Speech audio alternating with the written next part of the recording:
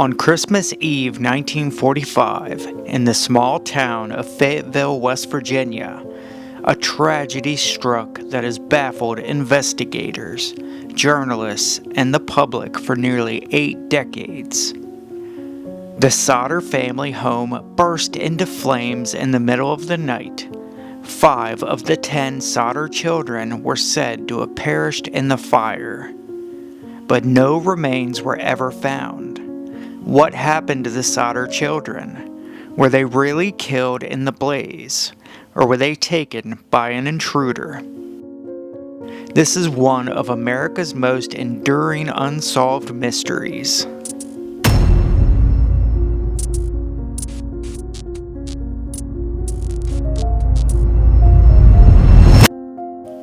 George and Jenny Sodder were Italian immigrants who had built a life for themselves in Fayetteville, West Virginia. George owned a successful trucking business. Together, they raised 10 children in a large 2-story wood-framed house just outside of town. Their second oldest son, Joe, joined the military and was overseas serving in World War II. The Sodders were considered a respectable family, but George was outspoken. He strongly opposed Benito Mussolini and fascist Italy. This caused tensions within the local Italian community. Some saw his views as courageous, others as dangerous. That year, the Sodder children were excited for Christmas. The family gathered around celebrating the holiday. The younger children begged to stay up late and play with the new toys that they received from their older sister. At around 10 p.m., Jenny told them it was bedtime. The children pleaded to stay awake a bit longer. Jenny allowed them to do so. She left the room, expecting that they would head to bed soon after. George and the 2 oldest boys, John and George Jr., were already in bed. Jenny picked up 3-year-old Sylvia and went to sleep. At around 12:30 a.m., Jenny was startled awake by the telephone ringing downstairs. She went down and answered it. On the other end of the line, a woman laughed strangely and asked for someone Jenny did not know. Jenny told her she had the wrong number and then hung up. Jenny would later recall how bizarre the call felt. She noticed the lights were still on and the front door was unlocked. This was unusual for her children. She assumed that the kids simply forgot and went back to sleep. At 1 a.m. Christmas Day, Jenny was awakened again. This time she heard a loud noise on the roof. Something hitting the roof and rolling.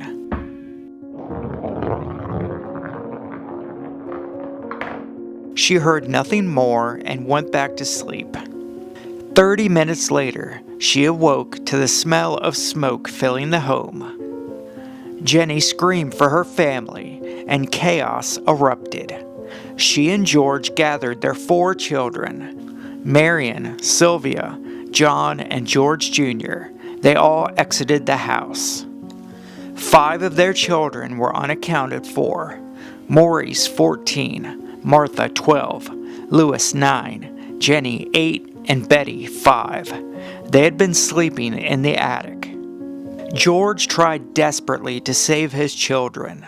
He attempted to re-enter the house, but the staircase was already engulfed in flames. He ran outside to grab his ladder, always kept it leaning against the side of the home, but strangely, it was gone. He tried to start his coal trucks to use them to climb in through a window, but neither truck would start, though they had worked perfectly the previous day. Meanwhile, a neighbor attempted to call the fire department, but no operator answered. Another neighbor drove into town to alert the fire department directly. The Sodder family could do nothing. They watched as their home burned to the ground in just 45 minutes. By morning, the house was reduced to ash. The fire department arrived, shockingly late, at around 8 a.m., hours after the fire began. Chief F.J. Morris conducted a cursory search and concluded that the 5 children had perished in the blaze. The official explanation was that the blaze had burned so hot that the children's bodies had been completely destroyed. But the Sodders refused to believe it. They had seen animal bones survive intense fires. They could not accept that 5 bodies had left no trace. The Sodder family was left in grief and confusion, but soon strange clues began to surface. The missing ladder, cut phone lines, and eyewitness accounts that would challenge the official story. Was the fire truly an accident, or was it part of something much darker? As the days passed, more and more details suggested that something far more sinister had happened that night. An inquest was held. They came to the conclusion that the fire was caused by faulty wiring. But George had recently had the wiring inspected. It had been declared safe. In fact, during the fire itself, the Sodder home's Christmas tree lights had remained on, something that should have been impossible if an electrical fire had been the cause of the blaze. And then there was the matter of the remains. Experts later told the Sodders that even in a fire lasting 2 hours, bones, teeth, and other evidence would survive. The Sodders even conducted their own experiments, burning animal bones in a large fire. Every time, remains were still left behind. George and his wife could not bear the sight of the fire anymore. After 4 days, George bulldozed 5 feet of dirt over the rubble, intending to make a garden in memory of his children. Adding to the mystery, George's ladder was found weeks later at the bottom of an embankment, far from its normal place set beside the house. His coal trucks, which had worked perfectly the day before, mysteriously failed to start that night when he tried to use them in the rescue. Phone repair workers later confirmed that the Sodder home's phone lines had not been burned away in the fire. It had been cut. Someone had intentionally disabled their family's ability to call for help.